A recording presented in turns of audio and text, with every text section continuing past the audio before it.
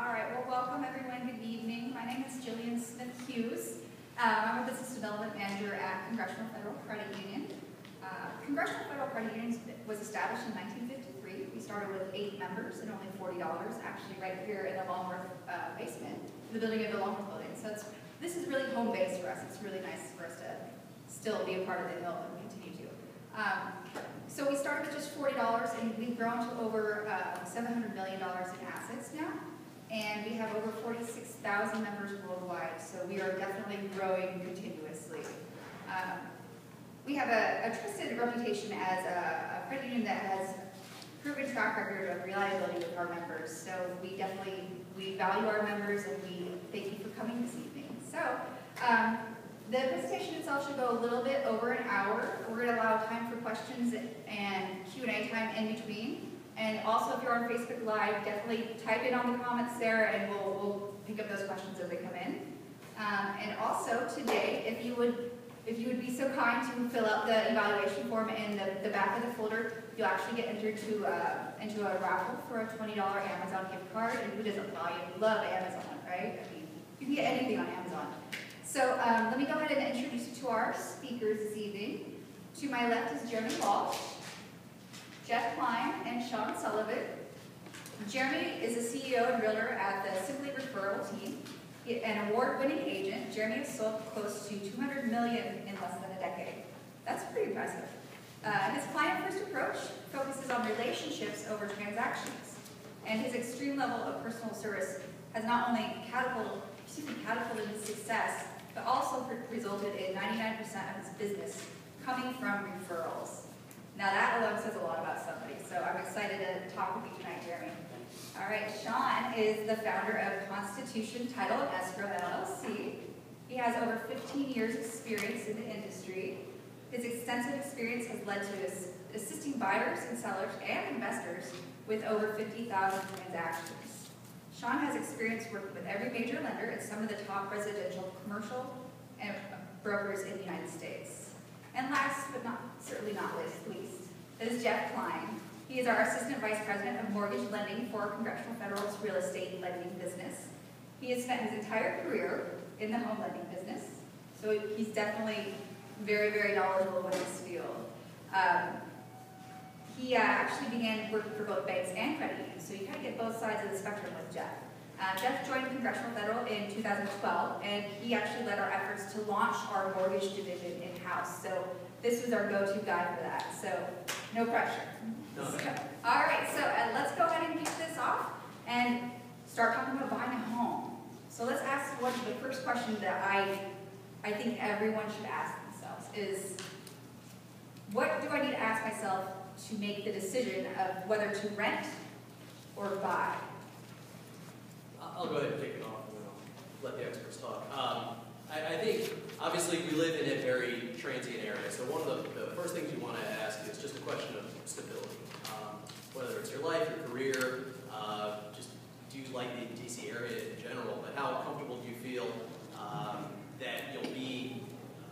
that you're comfortable putting down roots, I guess, for the foreseeable future. Now, that's not to say that you got to know exactly what you're going to be doing and where you're going to be for the next 20 years. Far from it, but you should recognize that you are going to be giving up a little bit of the freedom that comes with renting, where lease is up, you can pick up and go someplace else if you don't like it. I'm sure you see this stuff all the time in this area, but I mean, what are the things that you talk about? Your concept. When looking at whether or not to continue to rent or to buy, I think you got to take a couple things into consideration. One is obviously a steady job, stable income, but then the other thing I think you have to think about is your savings. You know, how much do you have set on the side for what we call in real estate a rainy day, where when you do buy a house, you do have some things that come up that you're going to have to repair, and some things to take into consideration. The other thing to consider is how much you're paying in rent, because a lot of times these days, if you look out in the market with the interest rates the way that they've been, what you'll see sometimes is that you could potentially buy something and have a similar mortgage rate to what you're currently renting for. And then I think the third thing that always ask yourself is, when do I want to start getting my money working for me instead of working for the landlord? And obviously, gaining equity in a property through a mortgage is one of the increasing that worth. And I think that that's something that we would all want to aspire to do. The one thing I would add to that is that we see this all the time. I think the old adage that people feel like it's something they have to save for 10, 15, 20 years, it's just not true anymore. Credit unions in general and Congressional in particular, we have a lot of low down, no down payment products. So I think most people are surprised when they come talk to our loan officers that I think that the day could be closer than they think. And they come to us saying, I just want to hear what's out there, but I'm probably 5, 7 years away. And they leave the conversation thinking, oh wow, I think I'm maybe ready now. So I think it's a long way of saying, just ask questions, find out what's out there, and you may surprise yourself. I think to piggyback with that too, Jeff makes a good point in asking questions.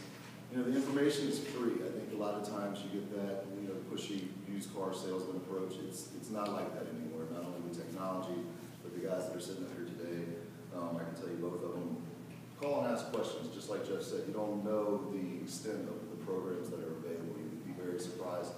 And if something does make sense, they're still not going to force you into going. That pre-application process of getting pre-approved, or meeting with Jerry to discover which markets you potentially want to be in, whether it's to school or finances or commute, all that stuff is free. And I think you'll be surprised once you actually do start the process. It is time consuming. There's a lot of information that you have to provide, so it's only going to give you a leg up when you get started. All right, well, Jeff, you kind of talked about people are concerned that they don't have enough saved up for a down payment or the financing options. How valid of a statement is it that it's impossible to qualify for a mortgage? Because has everybody heard that before? It's, you can't qualify for a mortgage anymore. Yeah, that's one of those that obviously makes for a great headline.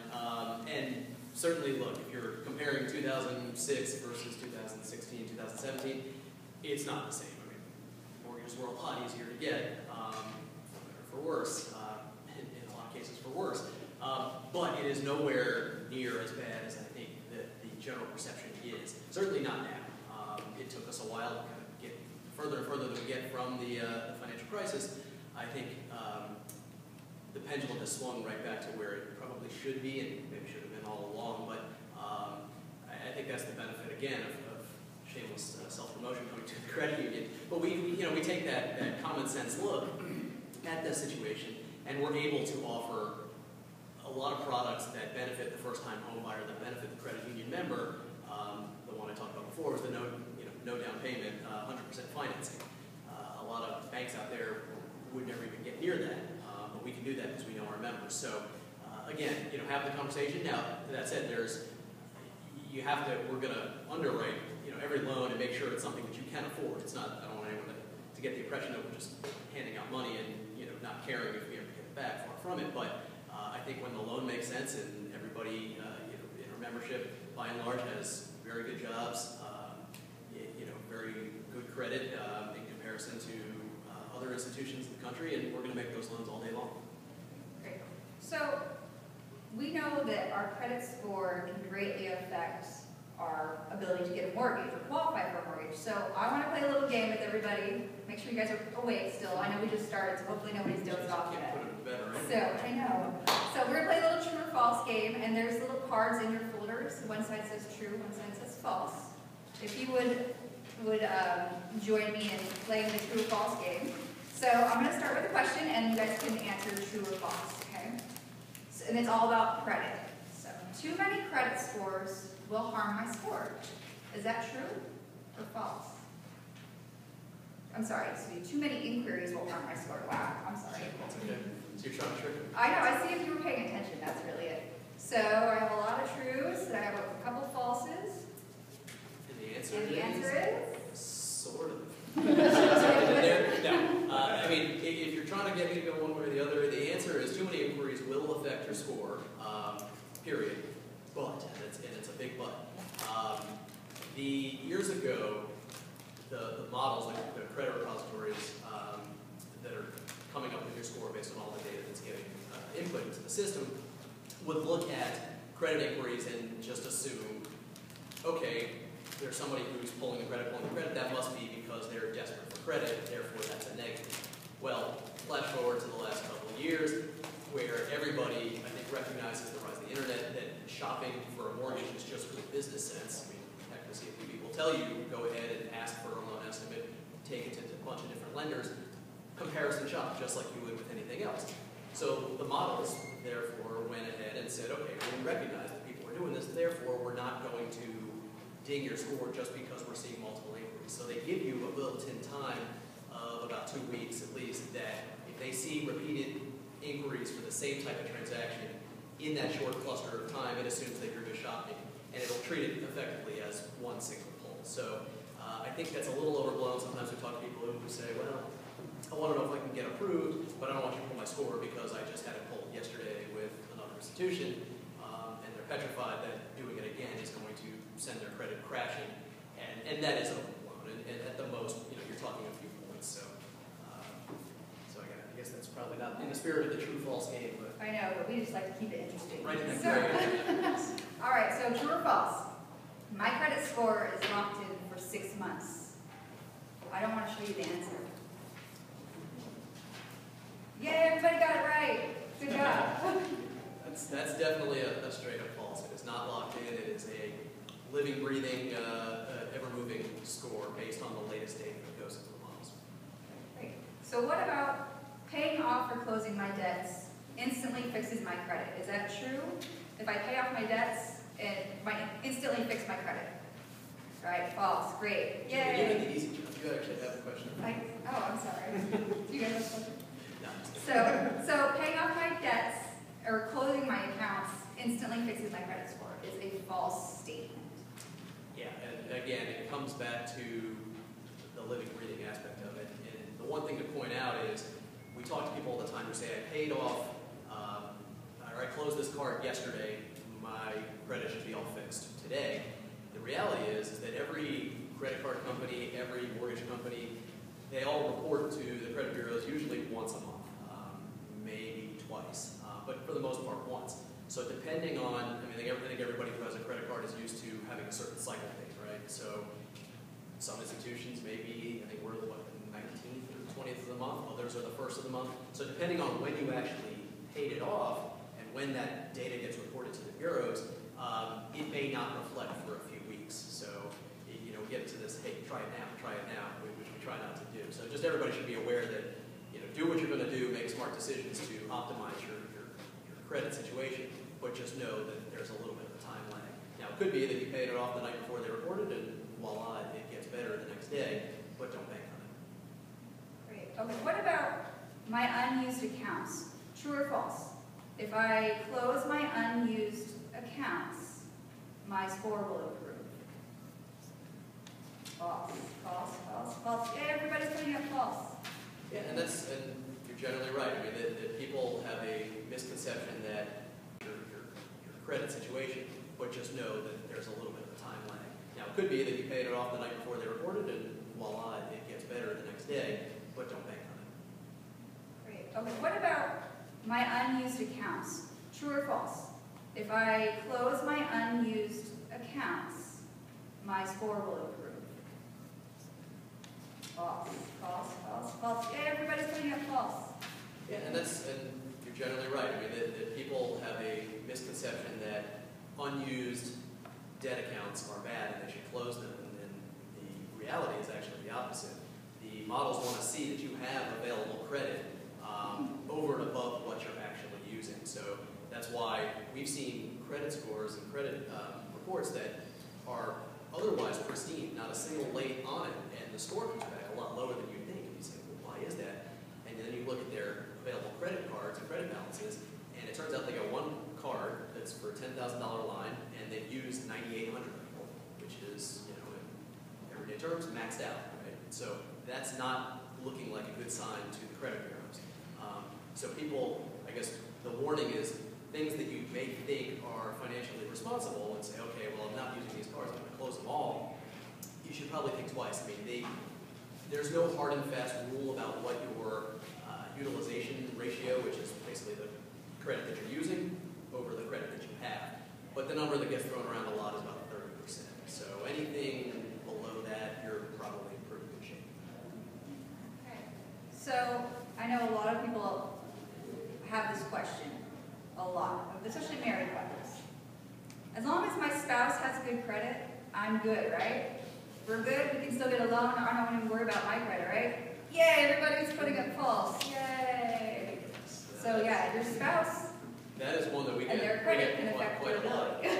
I think the one thing you want to remember is the credit score and the income go hand in hand. So it is possible, most people don't realize that if, to use your example, the two spouses that are buying a property, you can have only one of those two on the actual loan, and both of them actually own the property on the title.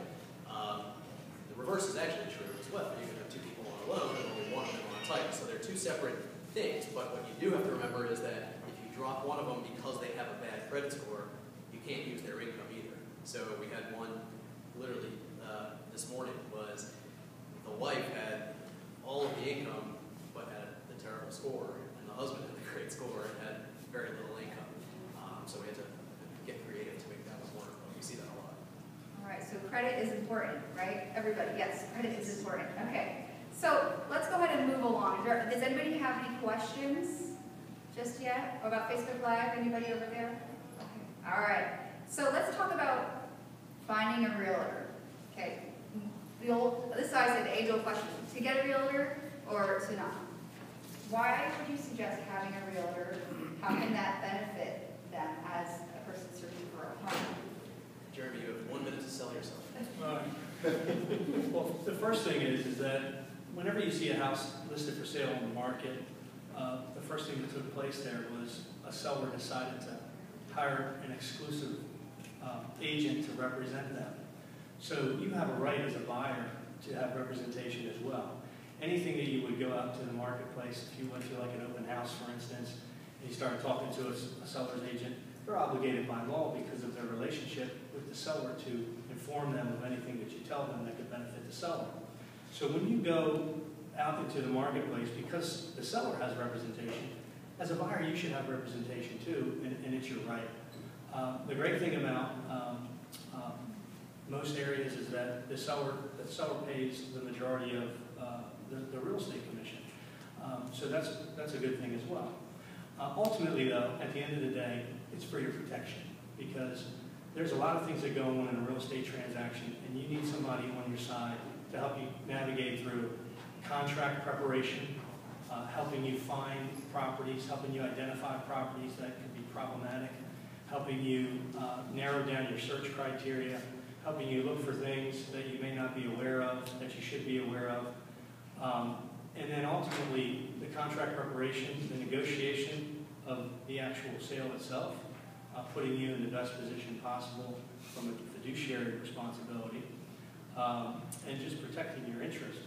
And then it not only starts with the search process and with the contract, but it's all the way through the process. I mean, things come up all the time, whether it's something on title that Sean can talk about, whether it's something that's happening with the seller's agent.